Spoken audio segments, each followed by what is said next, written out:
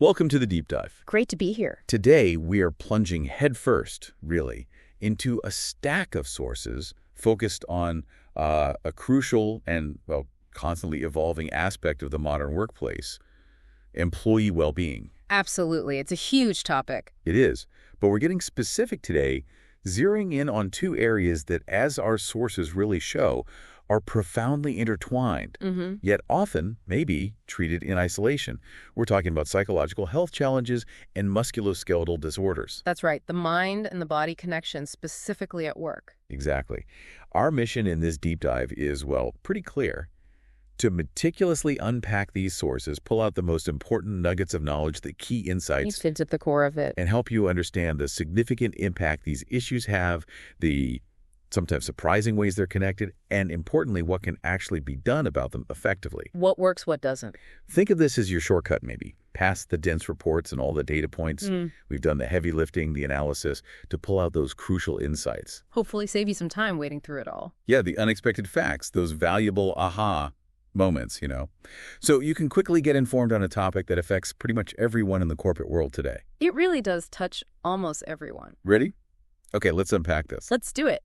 And you've hit on a key point right at the start there about these issues being treated in isolation. Right. The sources make it abundantly clear, really clear, that employee well-being has moved far beyond just being a compliance checklist or, solely HR's problem. It's not just an HR box to tick anymore. Not at all. It's fundamentally a strategic imperative. It's directly tied to an organization's performance, its productivity, and frankly, its long-term viability in a competitive landscape. Survival, almost. In a way, yes. Yeah. Companies are recognizing, or let's be honest, they need to recognize, that the health of their workforce is intrinsically linked to the health of the business itself. Right. It's about the core operational health, isn't it? And the sources, they identify what they call this dual challenge. The dual challenge. It's the widespread and, well, increasing prevalence of psychological issues, things like stress, burnout, depression, alongside the growing incidence of musculoskeletal disorders, or MSDs, among corporate employees. So you've got these two massive problems existing side by side. Exactly. Two huge waves crashing at the same time. Precisely. And the central thesis woven through these sources, I think the insight that connects everything we'll discuss today, is that these are not separate, unrelated problems. Okay. That's the crucial link. It is. They are intricately linked. They often share common root causes within the work environment itself.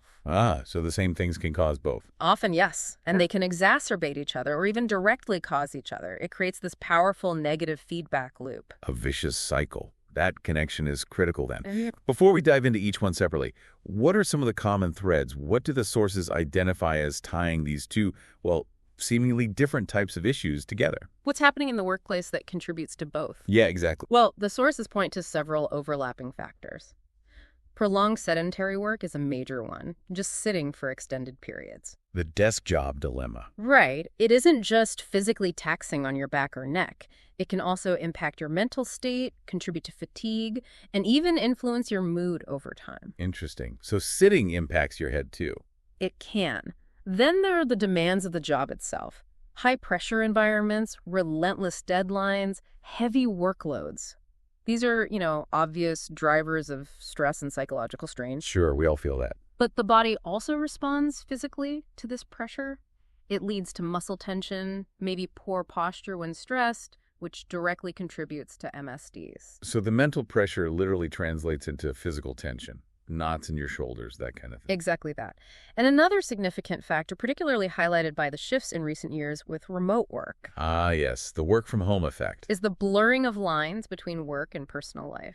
When it's hard to truly switch off, mentally disconnect. Always feeling on. Precisely. This doesn't just impede psychological recovery and contribute to burnout. It also disrupts returns.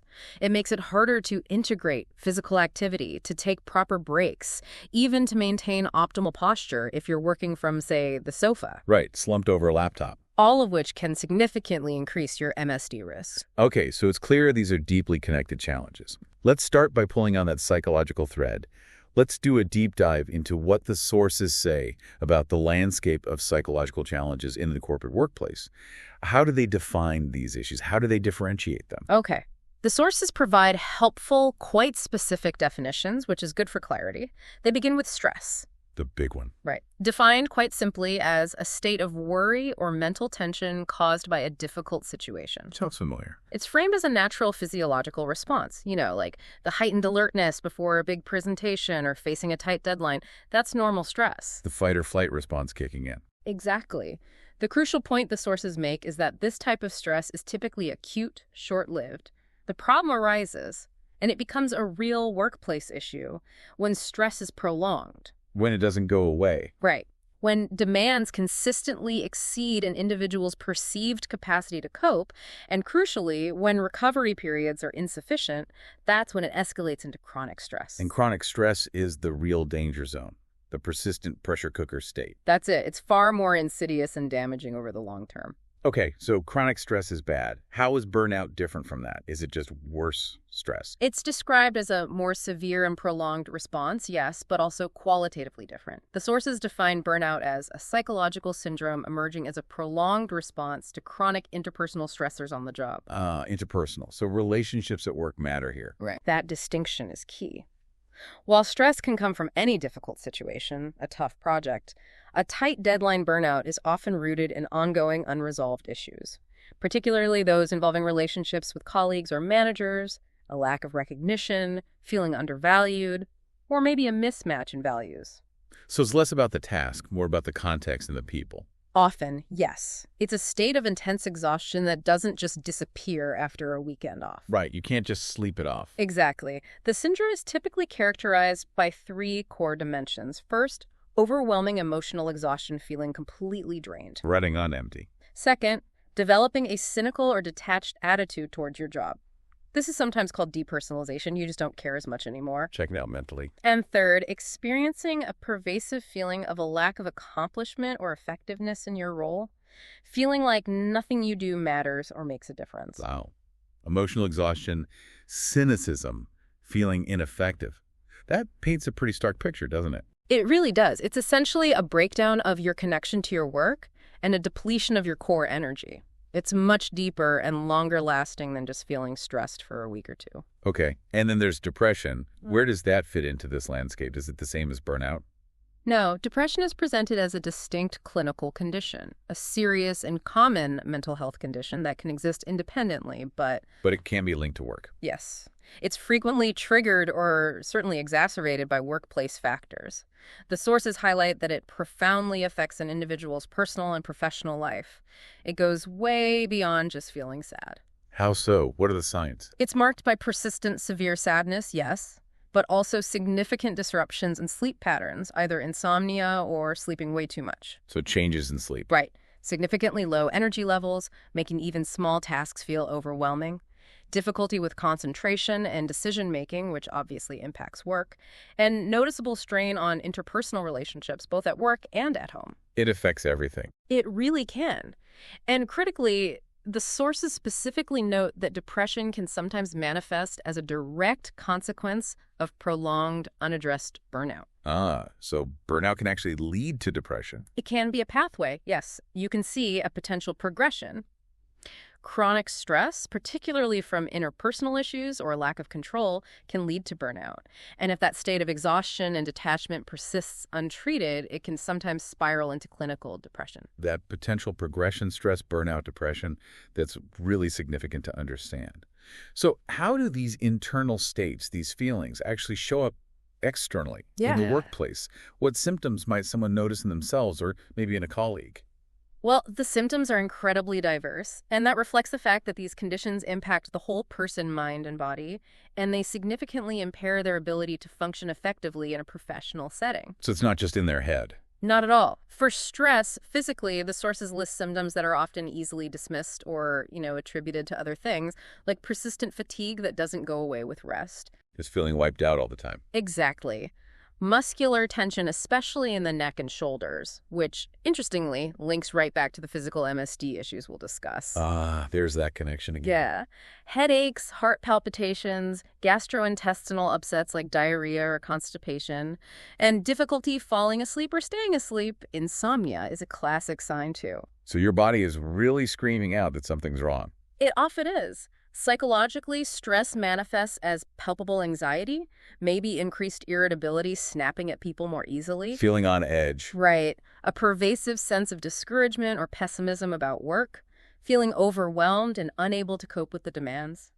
And noticeable cognitive difficulties, trouble concentrating on tasks, impaired memory, finding it harder to make decisions. Yeah, that brain fog feeling. Precisely. Many of those physical symptoms could easily be mistaken for something else, like a bug. If you weren't aware, they can be directly stress-related. True. What about burnout symptoms? Are they different? Burnout symptoms often build on chronic stress, but they tend to have a different quality, more profound perhaps, beyond those core elements of emotional exhaustion and cynicism. The draining and detachment. Individuals might experience persistent and profound fatigue that isn't relieved by rest. Significant trouble sleeping is common, unpredictable mood swings, feelings of deep resentment towards their job, their boss, or even their colleagues, and a pervasive restlessness and inability to settle. Just can't relax, even off the job. Often, yes. Physically, while that deep fatigue is primary, specific symptoms linked in the sources include persistent gastric distress, stomach problems, and headaches. Again, showing that mind-body connection very clearly. Okay. And depression symptoms in the workplace sound even more profound, potentially more impactful day to day. They often are, yes. Depression frequently has a more widespread physical toll. Chronic fatigue and low energy that are genuinely debilitating, not just feeling a bit tired. Hard to even get out of bed sometimes. It can be.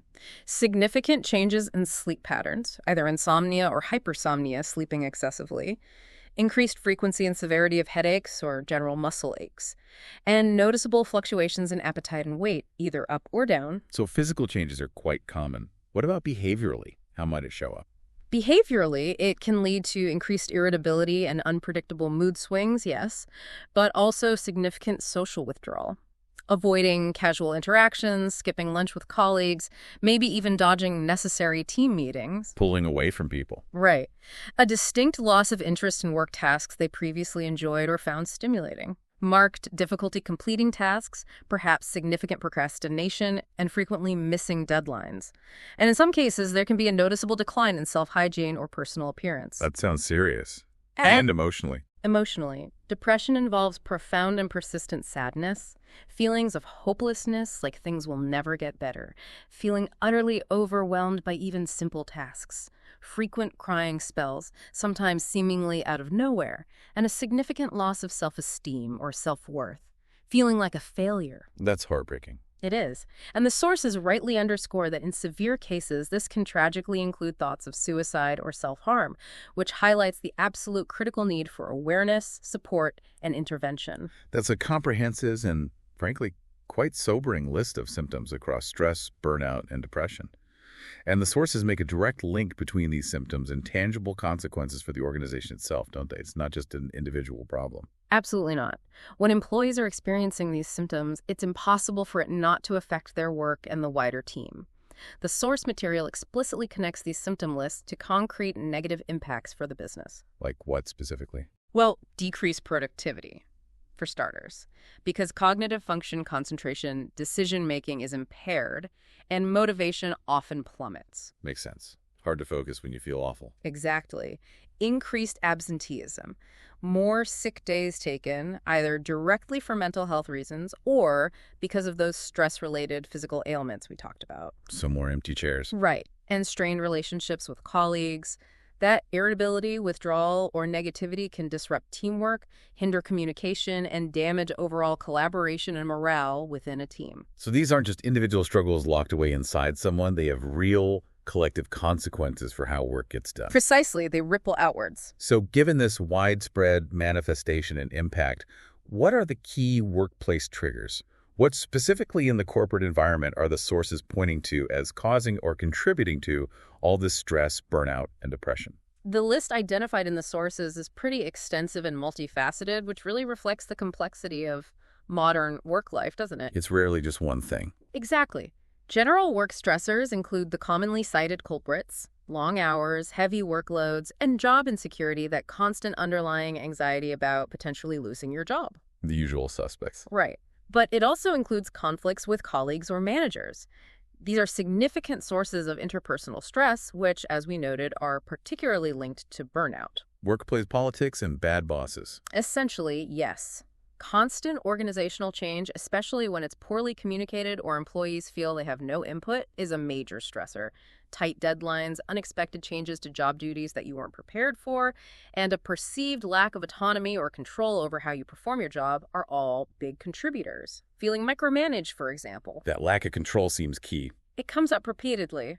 Beyond the tasks and structures, the actual environment matters hugely. Environments with boring, monotonous work can be incredibly draining over time. Makes sense. Feeling like you don't have the right skills for the job, or conversely, feeling overqualified and underutilized. Being oversupervised, as mentioned. Having inadequate resources or equipment to do your job properly, that constant frustration. Fighting the system just to get basic things done. Exactly. Few opportunities for promotion or development can lead to feelings of stagnation and hopelessness. And critically, environments where harassment and discrimination are present or tolerated are profoundly damaging stressors. That covers a huge range from workload to culture to resources. Mm. Are there specific triggers that the sources emphasize as being particularly likely to push someone down that path towards burnout or even depression?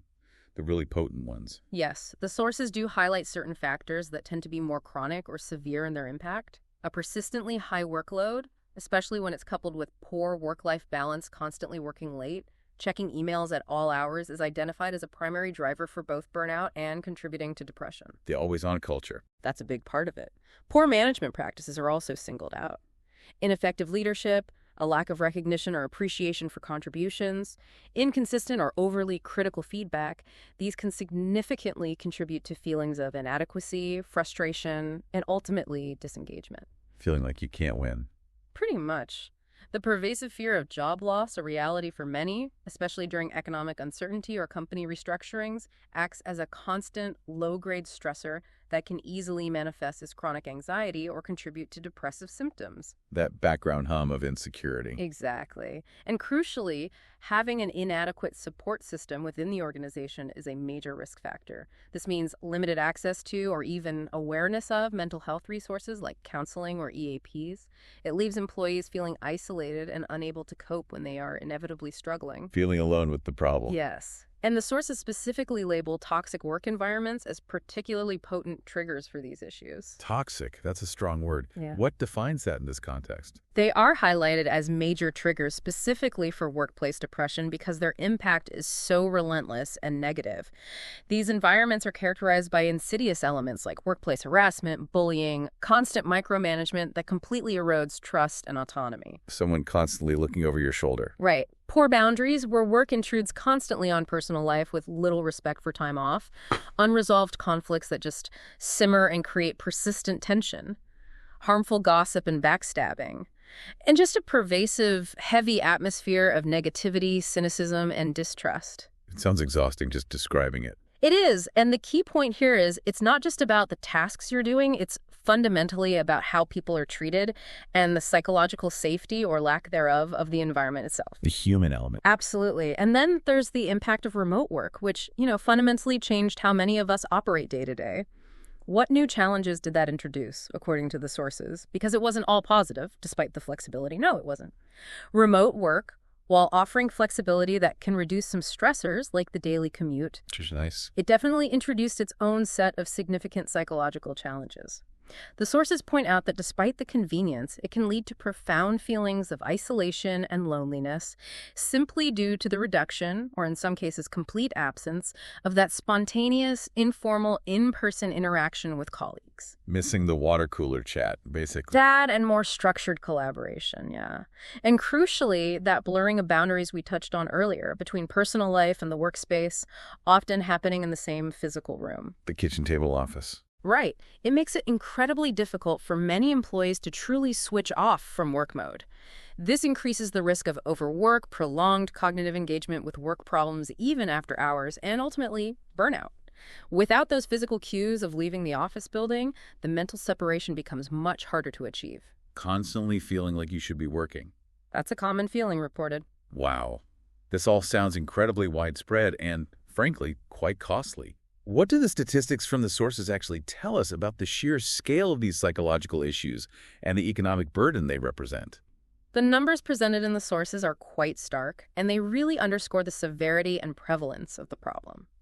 One key survey cited indicates a staggering level of workplace stress. How high are we talking? 77% of workers reported experiencing work-related stress in the month prior to the survey. 77%. That's almost 4 out of every 5 workers feeling stressed in a given month. That's immense. It is. And digging a bit deeper, nearly 1/3 of those surveyed, about 30%, reported experiencing very high or extremely high levels of stress. Not just a little bit stressed, but significantly so. A third of the workforce feeling highly stressed. Okay. And these high levels of stress and the factors often associated with burnout, they have tangible negative consequences that are reported by a majority of the workforce. What kind of consequence? Approximately 57% of workers explicitly reported experiencing negative consequences stemming directly from their work-related stress or burnout. Over half the workforce feeling negative impacts. What did they say those impacts were? They detailed specific things. Emotional exhaustion was cited by 31% of workers.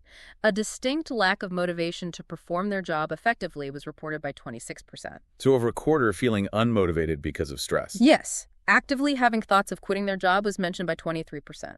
Nearly 1 in 4 thinking about leaving. That's huge for retention. Huge. A decrease in their overall productivity was reported by 20%.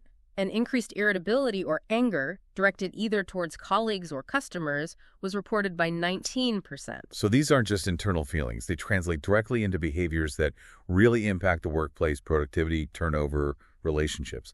What about the scale of those toxic environments you mentioned? How common are they? Toxic work conditions were reported by 18% of employees overall in one data set studied, which is already nearly 1 in 5. Still seems high. It is, but this figure is alarmingly higher among younger demographics. 38% of workers aged 18-25 and 32% of those aged 26-43 reported working in conditions they would describe as toxic. Wow, over a third of younger workers feeling their workplace is toxic. That's deeply concerning. It really is. And the impact of this toxicity on mental health is profound and statistically significant. Employees who are in toxic environments are more than twice as likely to report having fair or poor overall mental health compared to those in non-toxic settings. Twice as likely. And they are more than 3 times as likely to report that their work has actively harmed their mental health. Actively harmed it, not just failed to support it. Exactly. A striking 76% of those working in toxic workplaces reported a negative impact on their mental health. That contrasts sharply with fewer than 1/3, only 28% in non-toxic environments reporting such an impact. That's a massive difference. 76% versus 28%. Toxicity is clearly corrosive. Absolutely corrosive. Those numbers for younger workers in toxic environments are particularly concerning, as you said. It really suggests a potential retention crisis looming for companies with poor cultures, as younger generations may be less tolerant of such environments. Makes sense. Are there demographic disparities beyond age? What about gender? Yes, the sources do highlight gender disparities as well. Women are statistically 8.9% more likely to experience common mental health issues, like anxiety or depression, than full-time working men. And they are more frequently diagnosed with conditions like depression, anxiety, and even PTSD. Okay. And is there a link to toxic workplaces there too? Potentially. A higher percentage of women, 23%, reported working in a toxic workplace compared to 15% of men. This suggests there might be a link between the higher prevalence of toxic environments reported by women and the disproportionate impact on their mental health at work. Interesting correlation. So it's a widespread issue, clearly affecting different groups disproportionately. What's the bottom line?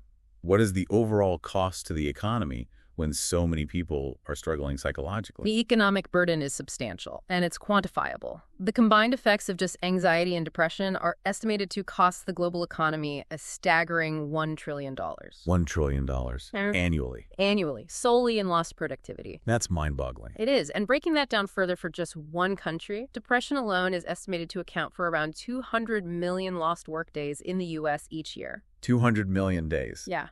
This translates into billions and billions of dollars in lost wages for individuals and lost productivity for employers. It reflects the significant impact of impaired cognitive function, reduced motivation, and straightforward absenteeism. So the business case for addressing this seems overwhelming. It really is. And the sources make a strong economic argument for proactive investment.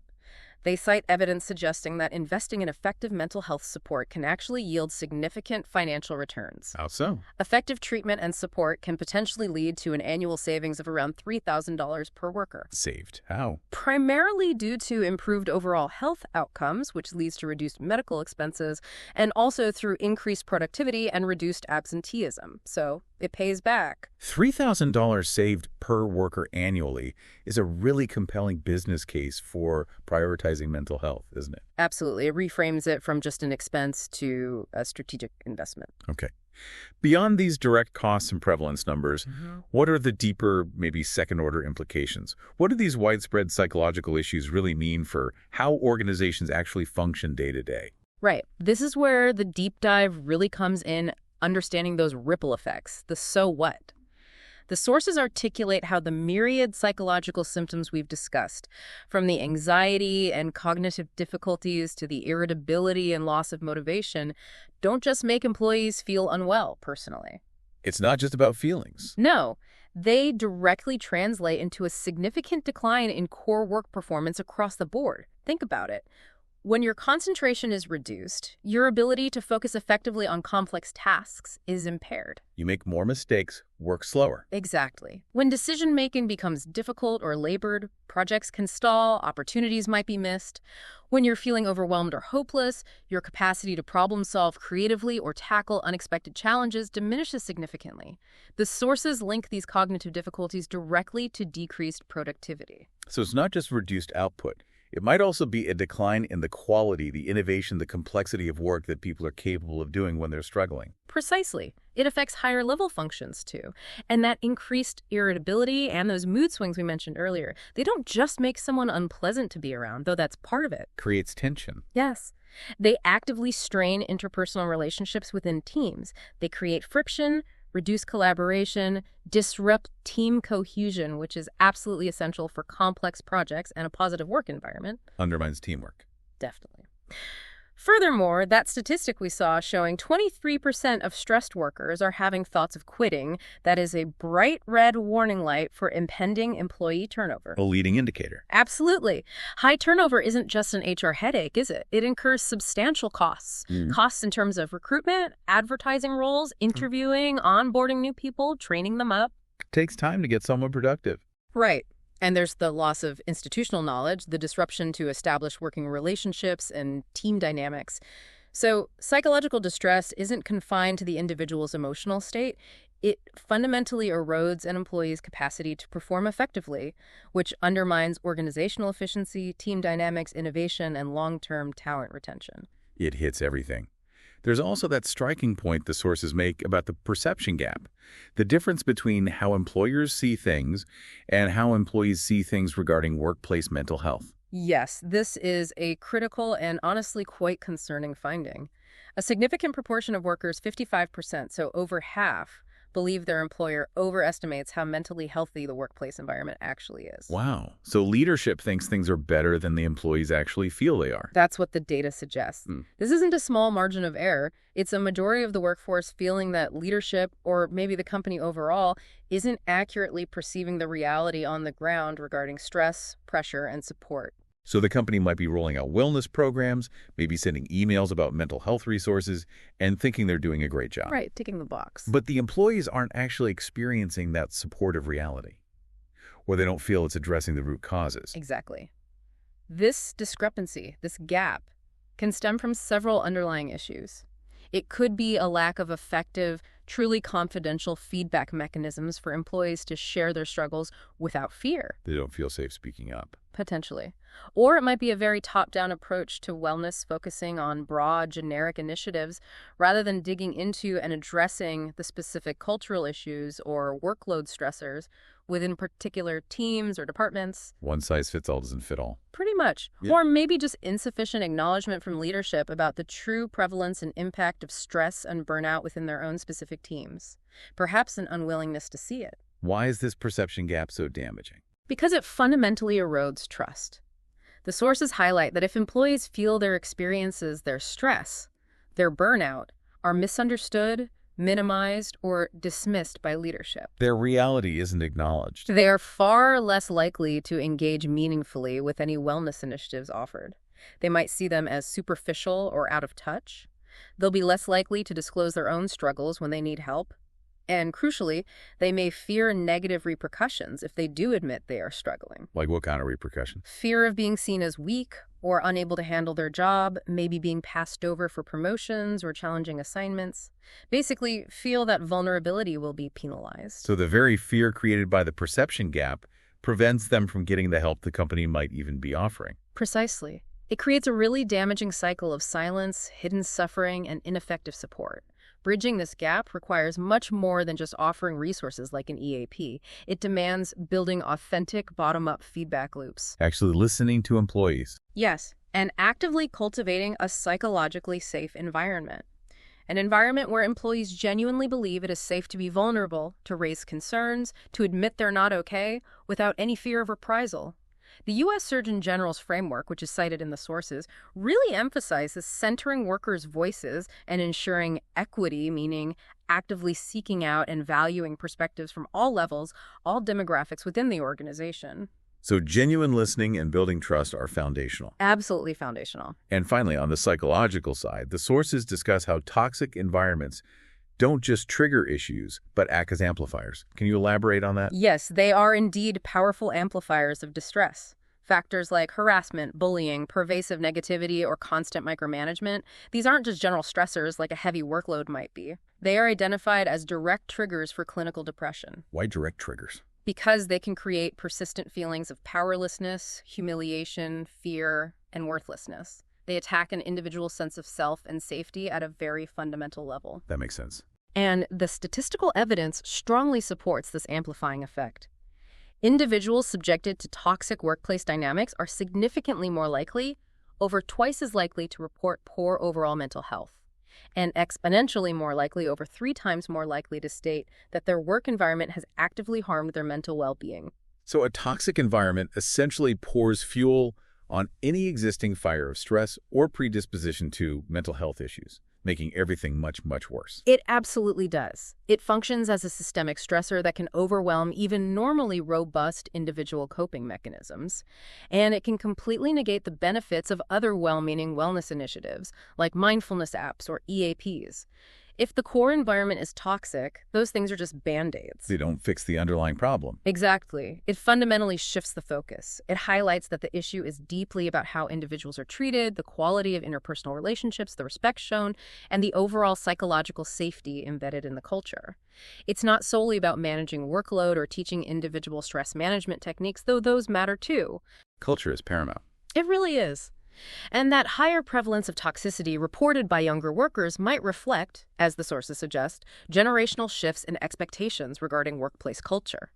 Perhaps a greater awareness or a lower tolerance for such dynamics. They're calling it out more. Possibly. Consequently, effectively addressing psychological well-being in the workplace demands fundamental cultural shifts. It requires clear policies against harmful behaviors like bullying and harassment, and crucially, accountability at all levels when those policies are breached. It needs leadership that actively models and enforces respectful interactions.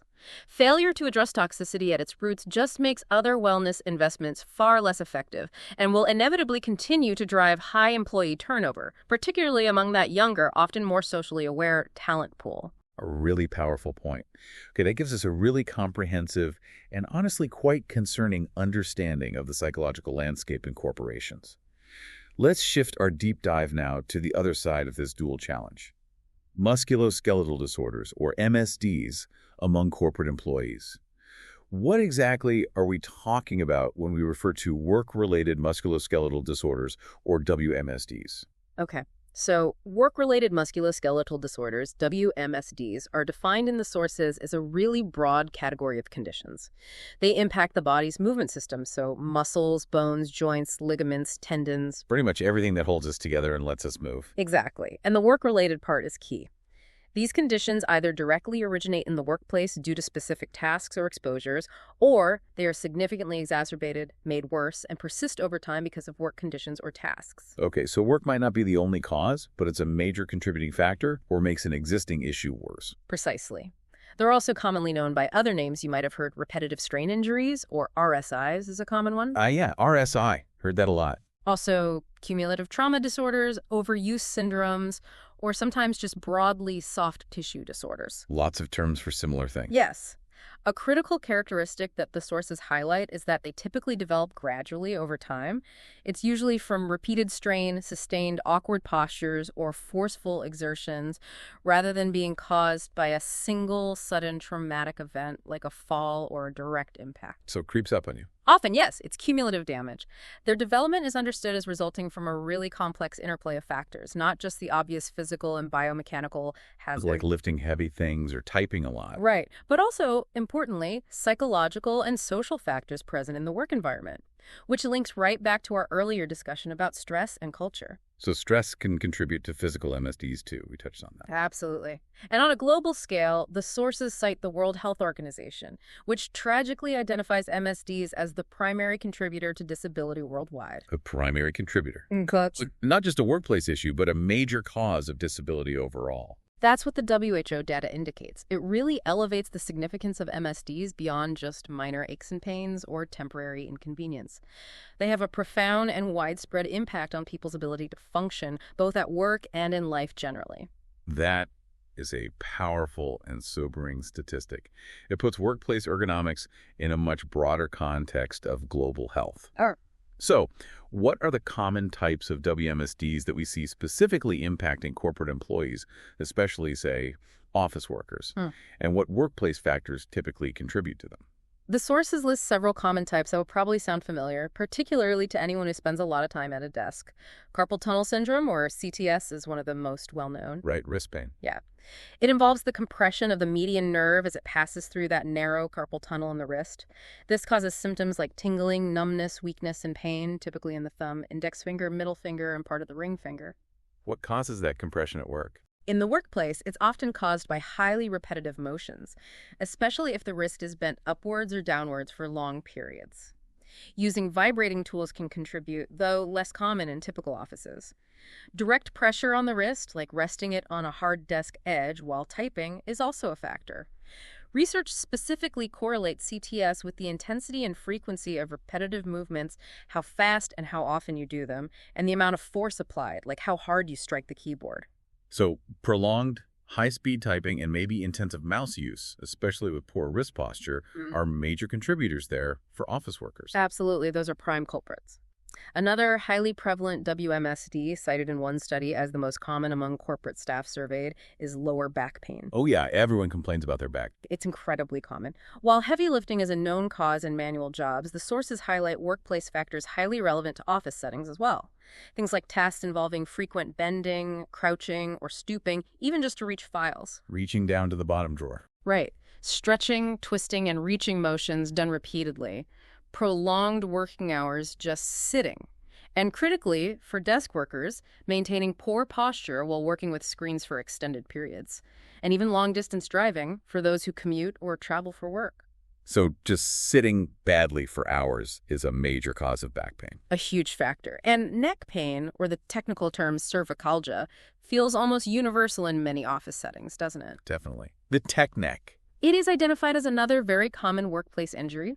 It frequently results from prolonged forward reaching, like leaning towards a screen that's too far away, or sustained staring at computer screens, especially if the monitor is positioned too high or too low, forcing the neck into an awkward, strained angle for hours. Cranking your neck up or down. Exactly. Repetitive work involving awkward neck postures, like holding a phone between your shoulder and ear, or forceful movements of the arms and hands can also contribute. These can lead to muscle fatigue, trigger points, those painful knots and repetitive trauma injuries in the neck and shoulder muscles. The sources link it particularly to sustained awkward postures of the neck, the upper back, and the shoulder blades. Okay. What about issues in the elbows or shoulders? We hear about those too. Yes. Tendinitis, which is inflammation of a tendon usually from overuse, is common. And epicondylitis, which you might know as tennis elbow or golfer's elbow, that's inflammation of the tendons connecting the forearm muscles to the elbow. Right. Pain on the outside or inside of the elbow. Exactly. These are often linked to repeated or forceful movements of the fingers, wrist, and forearm. Tasks like Gripping tightly, maybe holding a mouse intensely lifting, or even forceful typing can contribute. So again, repetitive hand and arm movements. Yes. Then you have rotator cuff injuries. These affect the group of muscles and tendons that control shoulder and arm movement. Injuries can include tears in the tendons, tendinitis, or bursitis, inflammation of the fluid-filled sacs. Shoulder pain, difficulty lifting your arm. Right. Workplace causes can include repetitive overhead work, heavy lifting or manual handling, using vibrating tools, and maintaining awkward upper arm postures for prolonged periods, like holding your arms out to type on a poorly positioned keyboard. Muscle strains are also common, resulting from overexertion or sudden forceful movements, particularly in jobs that might require reaching high or pulling heavy items, even occasionally. It's clear that these issues can really affect almost any joint or muscle group involved in work tasks. What are the overarching risk factors? What makes someone more likely to develop these WMSDs in the workplace, according to the sources? The sources outline a really complex interaction of factors. It's usually not just one thing. The most obvious category is the physical and biomechanical risks. The actual physical stresses. Right. This includes handling loads, particularly when it involves bending and twisting at the same time. That's a really high-risk movement for the back. Repetitive movements performed frequently or with high intensity, or forceful movements requiring significant muscle effort, and maintaining awkward or static postures for extended periods. Just holding one position for too long. Exactly. Even seemingly neutral postures, like sitting upright perfectly, can cause significant muscle fatigue and disrupt blood flow if held for too long without variation. The sources make that point. Movement is key. Static is bad, movement is good. Essentially, yes. Environmental factors can also play a role. Exposure to vibration from tools or even whole body vibration like driving. Poor lighting that causes you to adopt awkward postures just to see your screen or documents clearly. And cold temperatures, which can stiffen muscles and make them more prone to injury. Didn't think about lighting or temperature. They contribute. Fast-paced work environments where you don't get breaks, and jobs requiring prolonged sitting or prolonged standing without opportunities to change position are also listed as risk factors. So both sitting and standing all day can be bad if you don't vary it. Correct. Specific examples of problematic postures mentioned include overhead work, twisting while carrying a load, applying localized pressure that's called contact stress, like resting wrists on a sharp edge, poor shoulder and wrist positioning while typing or using a mouse, and lifting bulky or awkward loads that are hard to grip properly. So it's definitely not just the obvious heavy manual labor tasks. The subtle stresses of prolonged desk work, those awkward postures and repetitive clicks are major factors too. Precisely. And this leads directly and importantly into the organizational and psychosocial risk factors. This reinforces that crucial link back to psychological health that we keep circling back to. How do organizational factors contribute to physical MSDs? High work demands lots to do. Tight deadlines, especially when coupled with insufficient control or autonomy over how you do your work, are significant contributors. This combination creates stress, which we know affects the body, but it also might mean people rush, cut corners on posture, or skip breaks. Pushing through the pain to meet a deadline. Exactly. Lack of adequate breaks or opportunities to change posture during long work periods is a direct physical risk factor driven by organization of work. Working at very high speed, often necessitated by new technologies or performance targets, increases the intensity and frequency of repetitive movements. Long working hours and shift work disrupt the body's natural recovery cycles. Less time for muscles to repair. Right. And then the psychosocial stressors come in directly. Things like bullying, harassment, discrimination, and low job satisfaction are explicitly listed in the sources as factors that can increase WMSD risk. How does low job satisfaction increase physical risk? That seems less direct. It's about the stress connection. Crucially, the sources state that psychosocial stress itself stemming from factors like a fatiguing workload, the sheer repetitiveness of tasks, lack of job control, extreme mental demand, low social support from colleagues or managers, and low job satisfaction can directly impact physical well-being and significantly increase the risk of developing WMSDs. So if you're mentally stressed, unhappy, or feeling overloaded, you're genuinely more likely to develop a physical issue like back pain or tendinitis. How does that work physiologically? Yes, the connection is bidirectional and becoming increasingly well understood. Psychological stress triggers physiological responses. Increased muscle tension is a big one. Stress makes you physically tense up, often unconsciously. This chronic tension contributes directly to muscle strain, fatigue, and pain. Clenched jaw, hunched shoulders. Exactly. Stress can also influence behavior. People under stress might adopt poor postures, they might reduce their physical activity levels, which weakens supporting muscles, or they might ignore or push through early signs of physical discomfort, letting problems get worse. The sources give that example of a stressed person adopting more rigid, fixed postures while working, which directly increases their risk of muscular issues. Fascinating. So your mental state directly impacts your physical vulnerability. It really does. And finally, individual factors also play a role in someone's susceptibility to WMSDs. Things like prior medical history, previous injuries make you more vulnerable, underlying physical capacity or fitness levels. Lifestyle choices like smoking, which affects circulation and healing, or lack of exercise. Age is a factor as tissues change. Gender can play a role, sometimes due to anatomical differences or job segregation. Genetics, maybe education level influencing awareness, and even personality traits might influence how someone perceives or copes with discomfort. So it's a mix of work factors and individual factors. It's always an interaction. And one study cited specifically found a higher prevalence of musculoskeletal pain reported by women and also among computer workers who reported working particularly long hours, over 40 hours a week again. That 40-hour computer mark keeps coming up. Let's look at the actual prevalence then. How common are MSDs specifically within corporate settings? Based on the source data, we know they're common globally, but what about in offices? Well, WMSDs are globally recognized as being among the most common work-related ailments, full stop.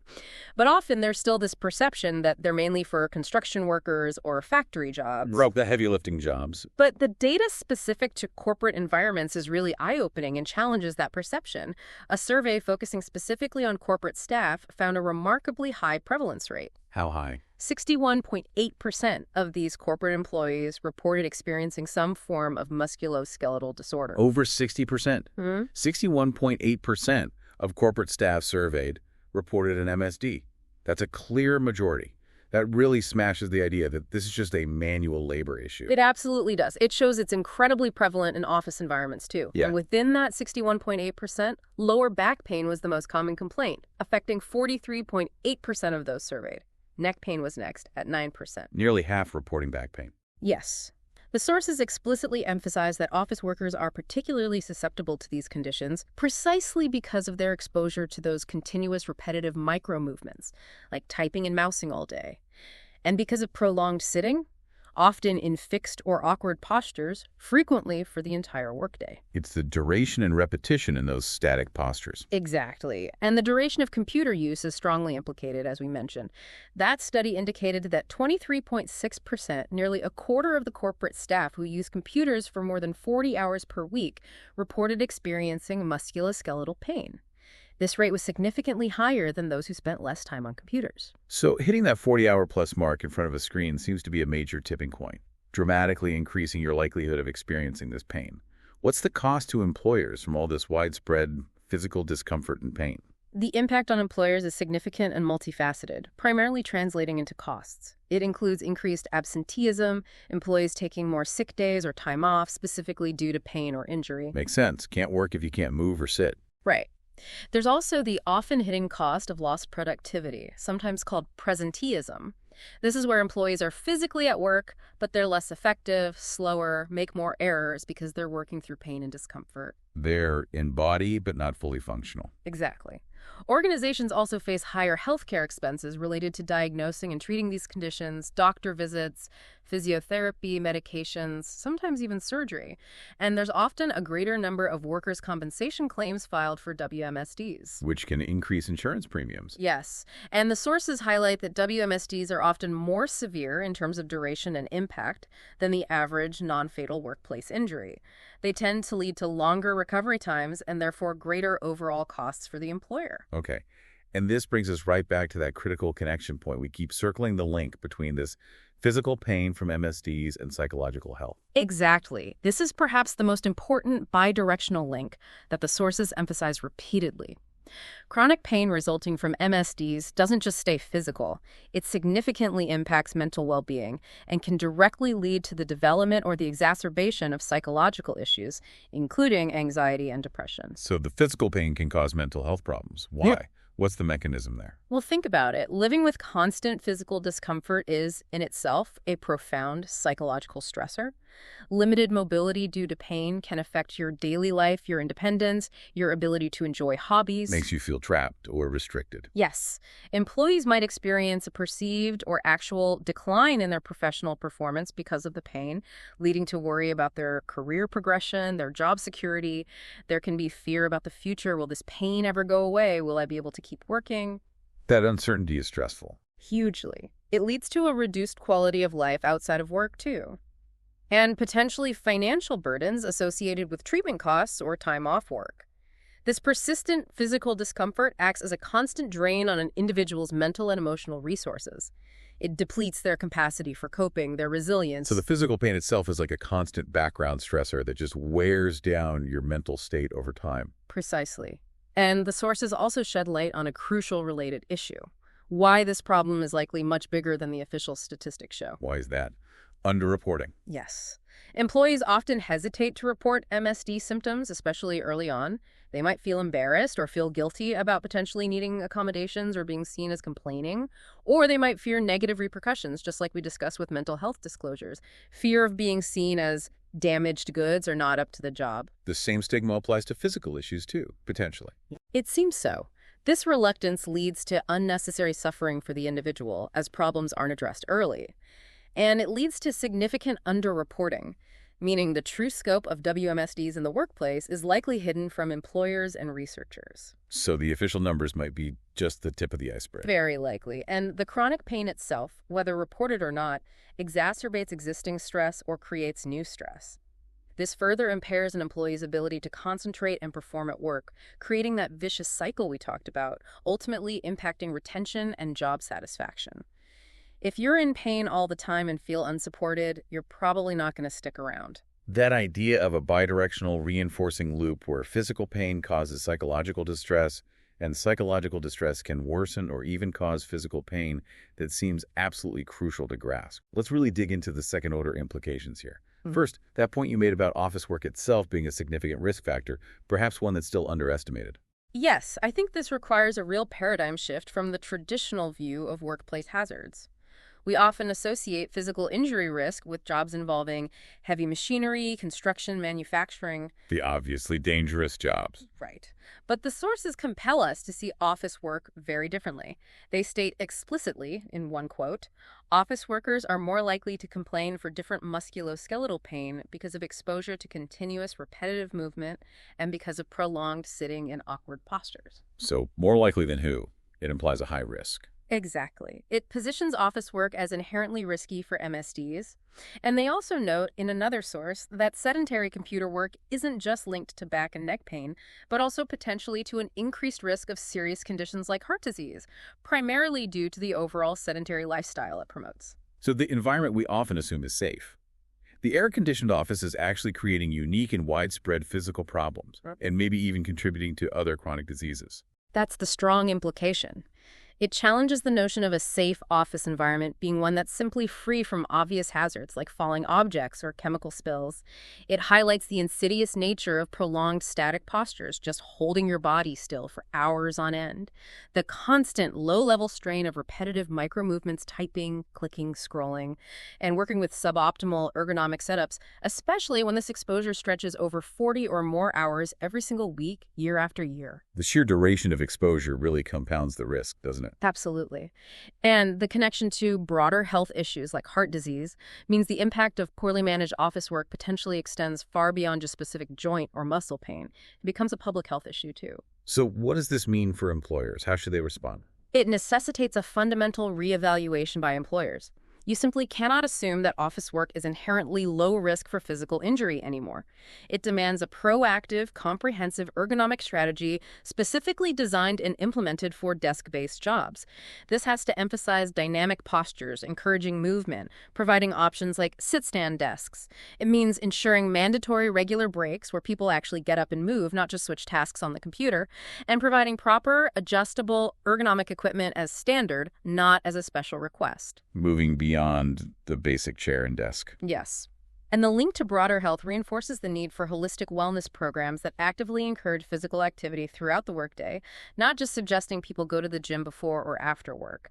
Things like walking meetings, stretch breaks, maybe even subsidized fitness trackers. Integrating movement into the work culture itself. That's the goal. Okay, that makes total sense. And let's really expand now on that reinforcing loop, that vicious cycle where physical and mental health feed into each other negatively. Why is understanding this so critical? This is the core reason why trying to treat these issues in isolation, sending someone to physio for their back pain but ignoring their workplace stress, or offering a stress management workshop but ignoring their terrible workstation setup is often destined to fail, or at least be only partially effective. Addressing only half the problem. Exactly. As we discussed, chronic pain and the limited mobility that often comes with MSDs are powerful psychological stressors. They directly contribute to feelings of anxiety, frustration, hopelessness, and depression. Imagine the constant mental drain of being in physical pain every single day.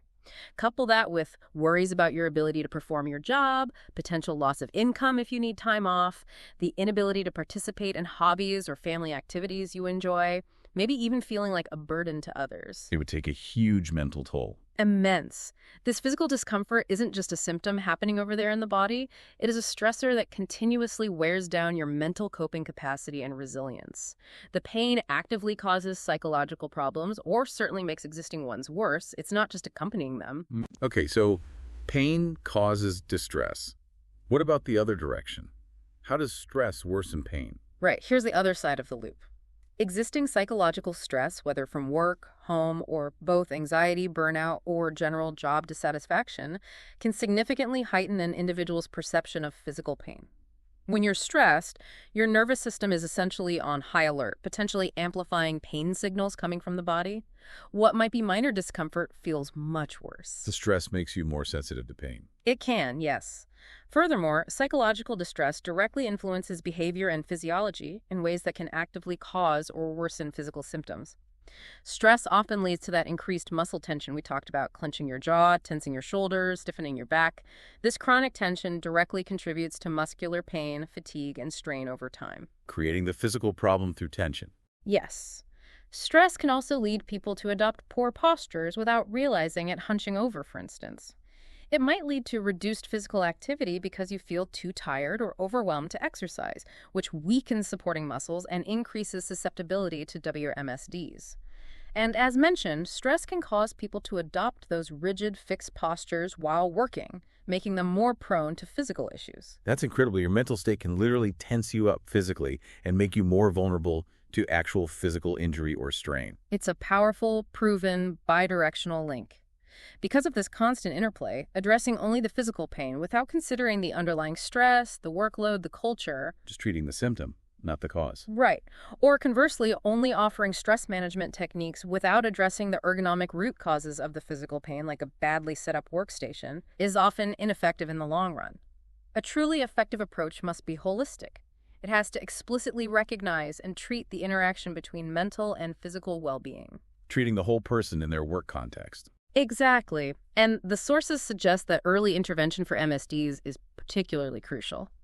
Not just for faster physical recovery, but also to potentially prevent the onset or the exacerbation of the psychological distress that so often arises from living with chronic pain.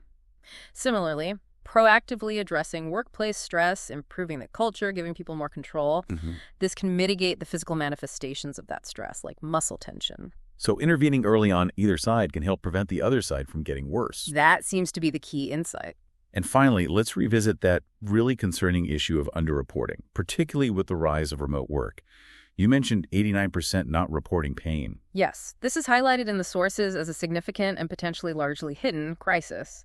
With the massive shift to remote and hybrid work, many employees ended up, and many still are, working from home setups that lack proper ergonomic equipment. Kitchen chairs, sofas, laptops on coffee tables. All of the above. These suboptimal setups are directly leading to an increase in musculoskeletal disorders among the remote workforce. But the truly alarming statistic cited is that a staggering 89% of remote workers who are experiencing back, shoulder, or neck pain that they believed was related to their home workspace. Pain caused by their work setup. Had not informed their employer about this pain. 89%. That is a huge, huge number of people silently suffering from work-related physical pain at home, and their employers don't even know about it. It is a startling figure, and it points to what could accurately be described as a hidden epidemic of WMSDs specifically within the remote workforce.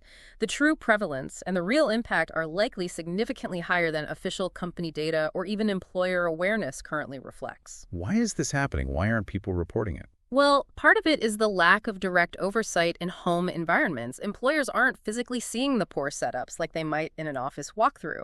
But employee reluctance seems to be a major factor, echoing the reasons for not reporting mental health struggles. The fear factor again. Yes.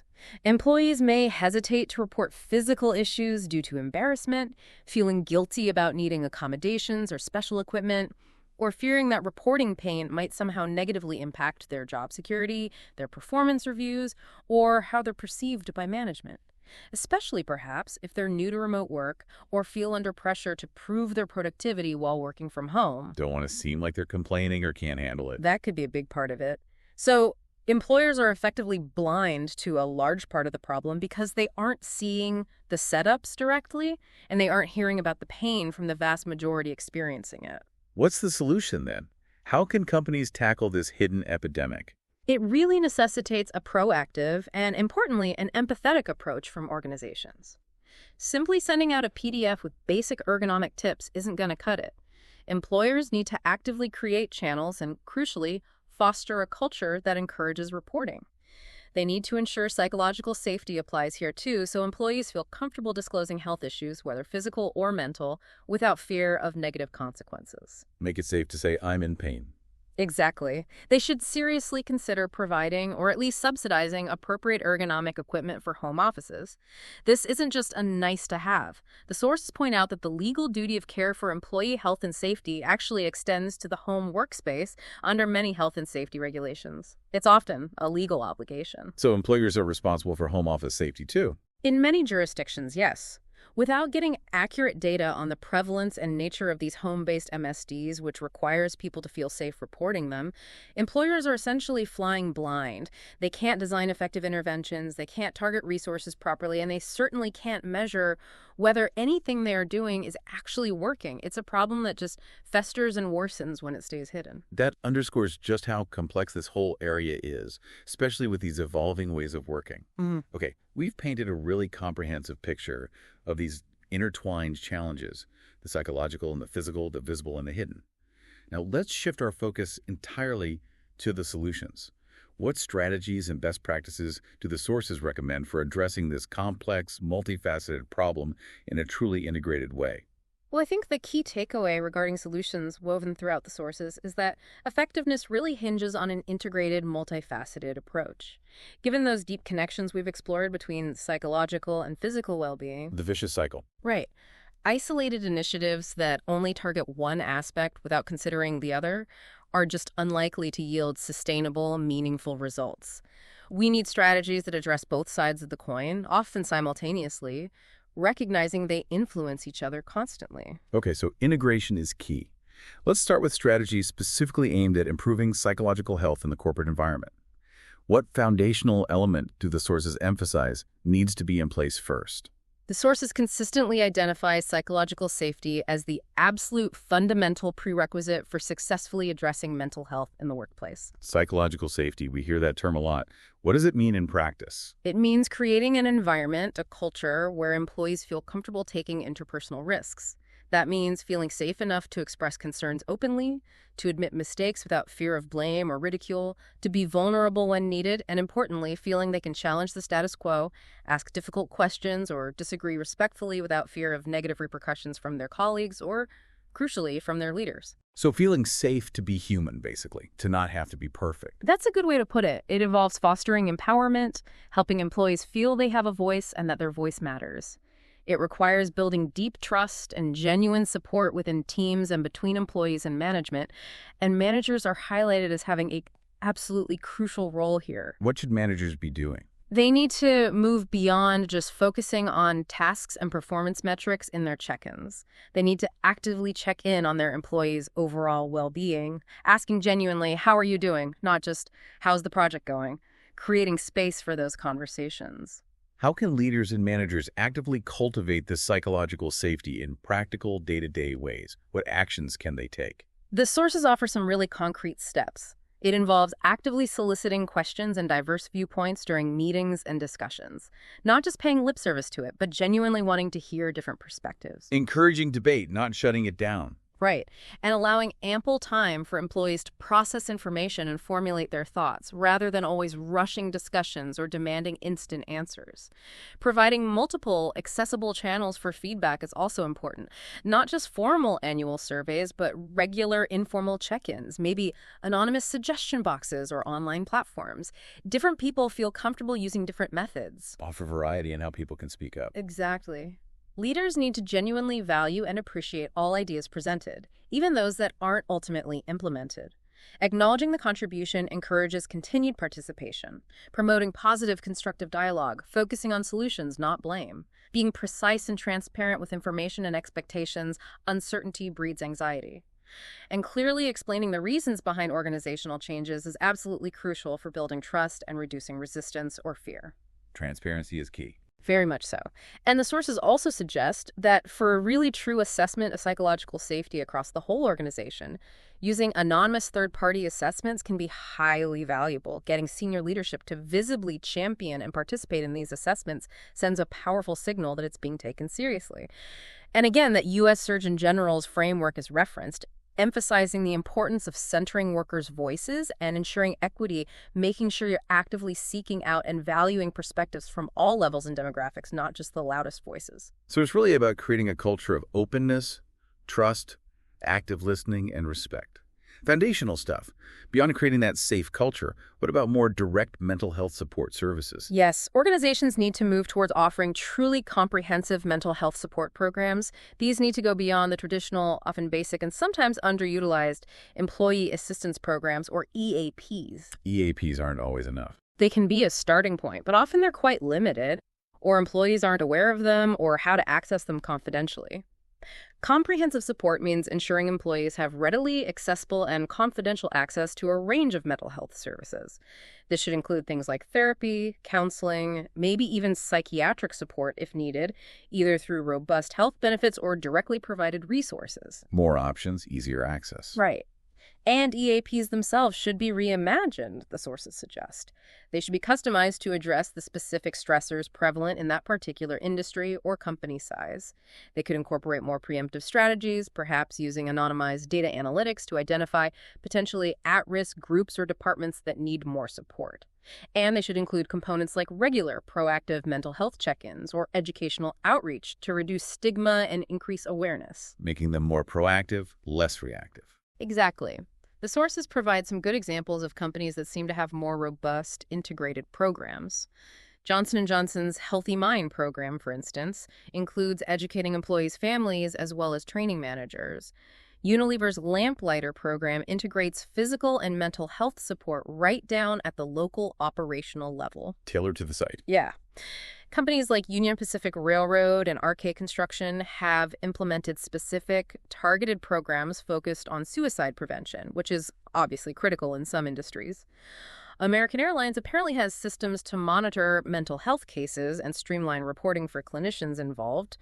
And Barry Wemler, a manufacturing company, is highlighted for fostering an overall culture that genuinely inspires well-being across the organization, led from the top. So these examples show that more integrated proactive support is definitely achievable. It's not just theoretical. Absolutely. It takes commitment and investment, but it can be done. The sources also highlighted work-life balance and flexibility as being crucial for stress reduction. What specific strategies are recommended there? Yes, implementing flexible work arrangements is presented as a really critical strategy for mitigating stress and improving that elusive work-life balance, which we know is a major source of chronic stress and burnout. Giving people more control again. Exactly. This can include offering options like hybrid work models, flexible start and end times, often called flex time, or compressed work weeks where you work longer days but fewer days. All of these give employees greater autonomy and control over their schedules, directly addressing that lack of control we identified as a key stressor. But didn't we say remote work has its own downsides, like blurred boundaries? We did, and that's the crucial balancing act. While remote work offers flexibility, its tendency to blur boundaries does increase the risk of overwork and burnout if not managed properly.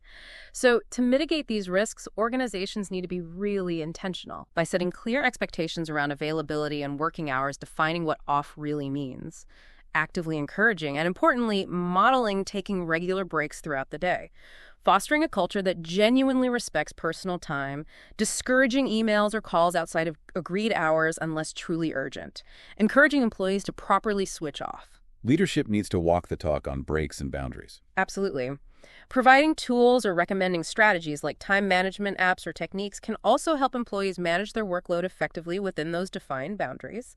And companies like SAP and Unilever are cited again here for successfully implementing things like mental health training for managers and employees, workshops on resilience and stress management, and even formally designating specific mental health days off, all contributing to a more supportive and less chronically stressed workforce.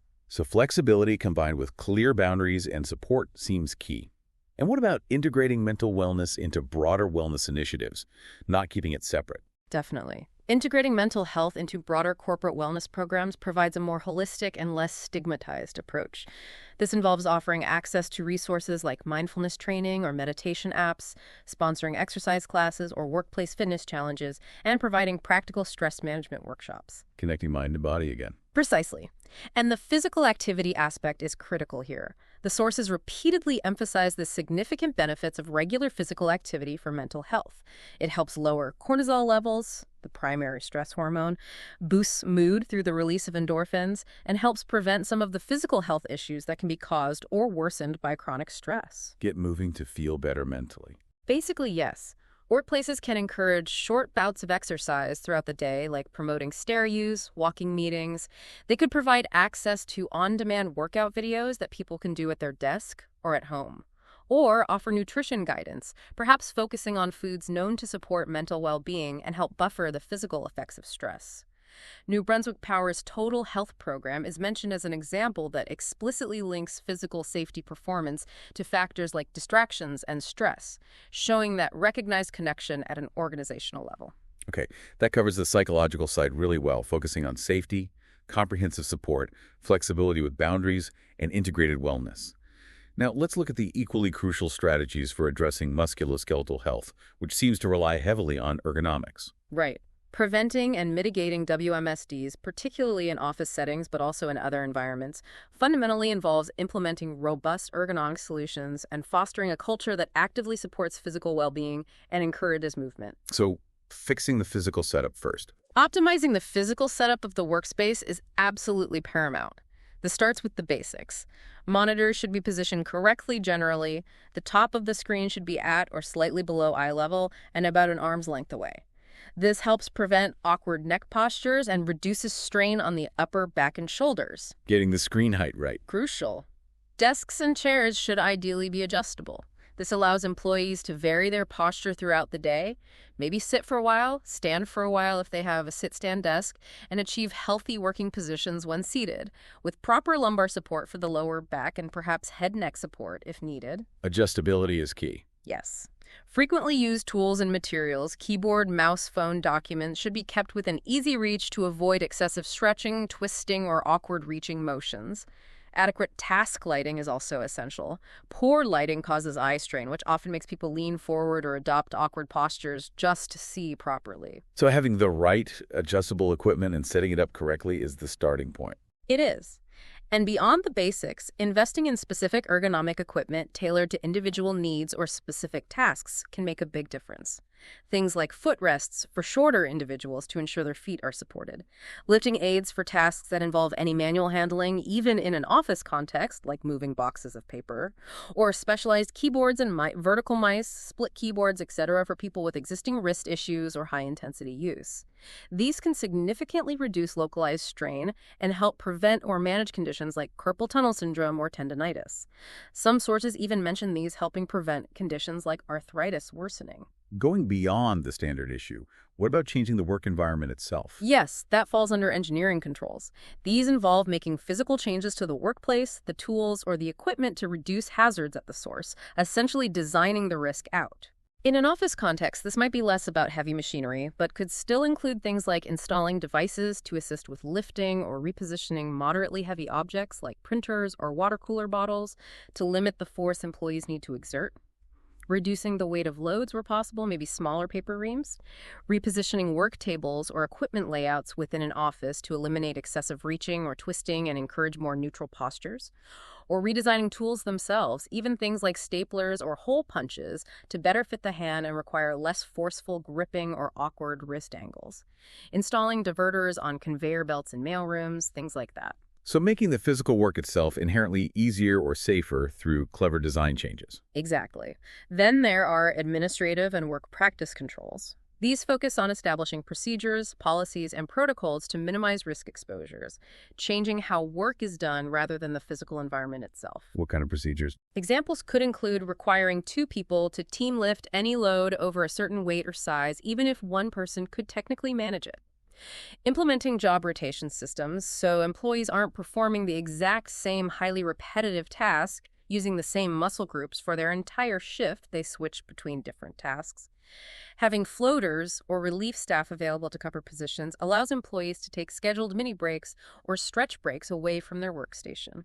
Providing mandatory training on the proper use of tools and equipment, and ensuring regular maintenance of equipment like chair mechanisms or lifting devices to prevent issues that could increase physical strain, are also considered administrative controls. So changing the rules and processes around how work is done, complementing the physical changes. Correct. And finally, a point the sources strongly emphasize is that providing all the fancy ergonomic tools and designing better layouts is largely ineffective if employees don't know how to use them properly or why it matters. So employee education and continuous evaluation are vital. Can't just give someone a good chair and expect miracles. Exactly. Training, ideally provided by occupational health professionals or certified ergonomists, is vital. It needs to teach employees how to effectively use the ergonomic features available to them, how to adjust their chair properly, position their monitor, use their sit-stand desk effectively. It also needs to educate them on the importance of posture variation, taking micro breaks, doing simple stretches, and developing healthy work habits that empower them to actively participate in their own injury prevention. Giving them the knowledge and skills. Yes, and it can't be a one-off thing. Continuous evaluation and monitoring are necessary. Organizations should be tracking relevant health and safety metrics like WMSD injury rates, days missed due to these injuries, maybe workers' compensation claim data to assess whether their ergonomic interventions are actually working over time. Measuring the impact. Right. Regularly seeking employee feedback on their comfort, the usability of equipment, and any concerns they have is crucial. And conducting periodic ergonomic assessments of workstations and job tasks, especially when changes occur, is important for identifying and mitigating new or recurring issues before they lead to injury. It's an ongoing process. And companies like Dow Chemical, Abbott Laboratories, Blue Cross Blue Shield of Rhode Island, as well as various manufacturing firms, are cited as examples that have successfully implemented comprehensive ergonomic programs. They often report significant reductions in injury rates and, interestingly, corresponding increases in productivity and cost savings as a result. So investing in ergonomics pays off in multiple ways, too, just like investing in mental health. It's a holistic approach involving equipment, environmental design, procedures, robust education, and constant monitoring and feedback. Okay, as we start to wrap up this deep dive, let's look ahead. What do the sources say about the emerging trends that are shaping the future of corporate well-being, particularly in relation to these intertwined psychological and physical challenges? The landscape of work is definitely evolving rapidly, isn't it? And emerging trends, particularly those driven by the shifts in work models and incredibly fast technological advancements, they offer both new challenges, as we've seen, but also potentially powerful new tools for addressing corporate well-being more effectively. Okay, what's the first big trend? The first is the continued and evolving impact of remote and hybrid work models. These aren't going away. They seem pretty embedded now. Yeah. What does the future hold for their impact on well-being, both psychologically and physically?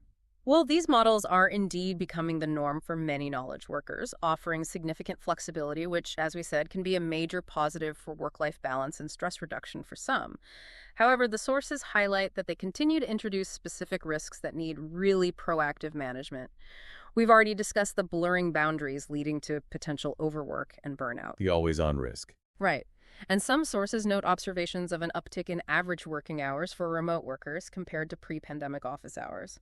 The instability and lack of consistent routine for some hybrid workers, constantly transitioning between different locations and setups, is also flagged as a potential stressor. And crucially, those ergonomic risks associated with often suboptimal home office setups remain a major concern, compounded by that alarming statistic of 89% of remote workers experiencing pain not reporting it to their employer. So that hidden epidemic of remote MSDs is likely to continue or even grow unless it's actively addressed by employers. Exactly. The good news is employers are increasingly responding, becoming more aware. We're seeing more proactive measures like companies offering remote workstation assessment programs, virtual or checklist-based, providing clear guidance and resources on setting up ergonomic home offices, and ensuring employees have easier access to or subsidies for appropriate ergonomic equipment like chairs, monitors, and keyboards for home use. Moving beyond expecting employees to figure it out themselves. Hopefully. Future focus will also likely be on prioritizing psychological well-being within these distributed setups. This means designing wellness initiatives specifically for remote engagement, maintaining flexible schedules but with clearer boundaries, providing readily accessible virtual mental health resources like teletherapy, and facilitating virtual check-ins and social connection opportunities to actively combat isolation and foster a sense of team belonging even when people aren't physically together. Using technology to bridge the distance.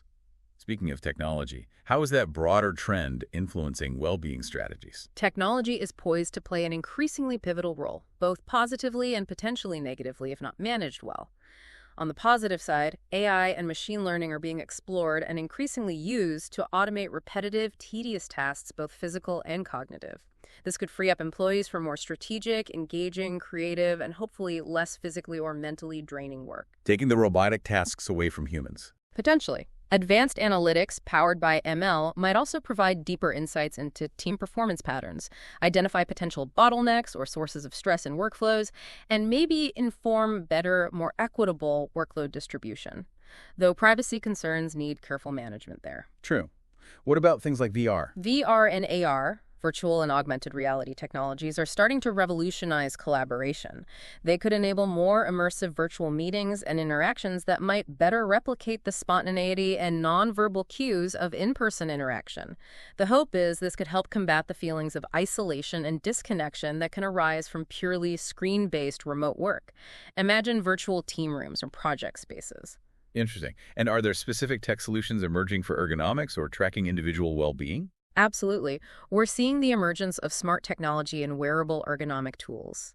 Wearable devices, for instance, can track things like posture, how long you've been sitting versus standing, maybe even the frequency of repetitive movements like typing. They can then provide employees with real-time feedback, a little buzz or notification, and personalized recommendations to adjust their behavior, take a break, or change their posture throughout the day. Like a Fitbit for your posture. Kind of, yeah. Smart office furniture, like chairs or desks with integrated sensors, can also contribute to this. Furthermore, integrated smart technology within the physical workspace itself is a growing trend. Things like smart lighting systems that automatically adjust color temperature and intensity based on natural daylight patterns, which can affect mood and alertness, or automated climate control systems that optimize temperature and air quality for comfort and cognitive function. The aim is to create more adaptive, responsive, and ultimately healthier work environments. That sounds like the workplace itself becoming more intelligent and attuned to supporting employee health, which ties nicely into the final trend mentioned in the sources. The evolution of workplace design. How is the physical office changing? Precisely. Workplace design is undergoing a significant shift, moving beyond purely functional considerations like cost per square foot or maximizing headcount to actively and intentionally supporting holistic employee well-being. How's it doing that? We're seeing a focus on creating flexible and adaptive workspaces, offices that can be easily reconfigured to suit different needs and tasks, incorporating modular furniture, creating distinct zones or neighborhoods for collaborative work, focused individual work, social interaction, and quiet reflection. And crucially, ergonomics is being deeply integrated into the design from the outset. Easily adjustable workstations, sit-stand options, and varied seating types are becoming the norm, supporting dynamic postures rather than enforcing static ones. More choice and variety in where and how you work within the office. Exactly. And you mentioned biophilic design earlier that's highlighted as a very significant trend. Bringing nature indoors. Why is that important? Biophilic design involves intentionally integrating elements of nature, things like abundant plants, maximizing natural light, using natural materials like wood and stone, incorporating views of nature, maybe even water features directly into office spaces. It's based on the well-documented human affinity for nature, the idea that we have an innate need to connect with the natural world. E.O. Wilson's idea. Right. And it has documented benefits for well-being. The aim is to improve mood, enhance concentration and cognitive function, reduce stress levels, potentially increase creativity, and even decrease absenteeism rates by creating environments that feel more restorative, calming, and less sterile or artificial. This involves things like creating indoor green spaces, designing buildings with large windows and skylights to maximize natural light penetration, and incorporating natural patterns and materials into the interior design. So designing the physical environment to actively make you feel better and potentially perform better. That's the core idea. Other key design trends include prioritizing inclusivity and accessibility, designing environments that are genuinely welcoming and functional for people of all abilities and neurotypes. This goes beyond just physical features like ramps. It includes sensory-inclusive design elements like providing quiet rooms or areas with reduced stimuli for those who need them. Designing for everyone. Yes. Yeah. And finally, there's an increased and much more explicit integration of wellness and mental health considerations directly into the physical design of the office. This includes designing dedicated quiet rooms or reflection spaces where people can de-stress or meditate, using sound-absorbing materials to reduce distracting background noise, which is a known stressor, maximizing access to natural light and views of greenery, as we said, to boost mood and reduce anxiety. These design evolutions aim to create workspaces that simultaneously cater to physical comfort and psychological restoration, recognizing that profound link between our physical environment and our overall state of well-being. That's a really powerful vision for the future workplace, isn't it? An environment that actively supports both our physical and mental health through its very design. So, to bring this whole deep dive together now, what are the absolute key takeaways? If someone remembers just a few things from our discussion, what should they be, based on all the source material we've explored? Okay, the core message, I think, is undeniable. Psychological issues like stress, burnout, and depression, and physical issues like musculoskeletal disorders are not only pervasive and incredibly costly within corporate environments. They're everywhere and they cost a lot. Right, but they're also profoundly and intricately interconnected. They often share common root causes: demanding workloads, sedentary behavior, poor organizational culture, the pressures of modern work models, those blurred boundaries. They feed off each other. Connected and cyclical. Got it. Yeah. What else? There are significant challenges in how these issues are currently understood and addressed. The sources highlight that critical need to bridge that documented perception gap, the difference between how employers often think things are regarding workplace mental health and the reality employees are actually experiencing day to day. The reality gap. And there is that deeply concerning issue of significant underreporting, especially for MSDs in remote settings, but likely for mental health struggles too. This creates a huge hidden problem that prevents effective intervention and allows suffering to continue unnoticed. And failing to address these intertwined challenges properly leads to substantial economic burdens for organizations: decreased productivity, increased absenteeism, higher healthcare costs, innovation loss, and damaging employee turnover. Okay, so the problem is big, connected, often hidden, and costly. What about the path forward? The path forward requires a fundamentally different approach than perhaps has been common. A holistic, proactive, and truly integrated approach is not just recommended by the sources, it's presented as essential for making real progress. Holistic, proactive, integrated. What does that look like in practice? It requires fostering those psychologically safe environments we talked about, where employees feel genuinely safe to disclose their struggles, physical or mental, without fear. It means implementing comprehensive mental health support programs that are easily accessible, confidential, and tailored to the workforce's actual needs. And applying robust ergonomic interventions that encompass everything from workstation design and engineering controls right through to administrative practices and thorough employee education. And addressing both mind and body, culture and setup. Exactly. And crucially, continuous evaluation and feedback loops are necessary. You have to keep checking if these initiatives are truly effective and actually addressing the lived reality of employees, not just looking good on paper. Constant listening and adapting. And the future. The future offers new tools and possibilities alongside new challenges. The evolution of work models towards more remote and hybrid setups necessitates adapting our strategies, particularly around addressing the specific ergonomic risks and a potential for isolation. But simultaneously, advancements in technology, AI, VRR, wearables, smart building systems combined with more intentional, human-centered workplace design principles like biophilia and integrated wellness spaces offer powerful new tools to support employee well-being in innovative ways. So there's potential for improvement. Definitely. By leveraging these trends wisely and genuinely prioritizing both physical comfort and psychological restoration in how we structure work and design our environments, organizations can cultivate a truly supportive, more productive, and more resilient workforce. Ultimately, as the sources make abundantly clear, investing strategically and authentically in employee well-being isn't merely an ethical nice-to-do. It is a fundamental driver of business success, yielding significant returns in engagement, performance, innovation, and long-term sustainability. That was quite the deep dive indeed into the complex and incredibly interconnected world of corporate health and well-being. We've really seen how our physical discomfort, our aching backs or wrists, and our mental state, our stress, our mood, are absolutely not separate things. They are deeply linked. Constantly influencing each other. And how the very environments and cultures we work within can either actively support both aspects of our health or significantly undermine them, sometimes without us even fully realizing it. And the data makes it pretty undeniable that ignoring these connections or treating them in silos comes at a really substantial cost, both human and economic. So here is a final provocative thought for you, our listener, to sit with. Given what we've discussed today, the significant underreporting of both psychological struggles and physical discomfort, especially in the less able remote work environment, and considering that documented gap in how employers and employees often perceive workplace mental health, how might your own, maybe new, awareness of these profound connections Between your mind, your body, and your work environment. How might that change the way you approach your own work setup, how you manage your own stress and physical discomfort, or even how it might shift your perspective on what a truly supportive and healthy workplace actually looks like and feels like? What small steps, perhaps, could you take starting tomorrow to prioritize your own integrated well-being, whether it's adjusting your chair, taking real breaks, or maybe setting better boundaries? And armed with this knowledge from the sources, what should you perhaps be looking for or even advocating for from your employer? How can you help bridge that perception gap and bring these often hidden issues out into the open in a constructive way?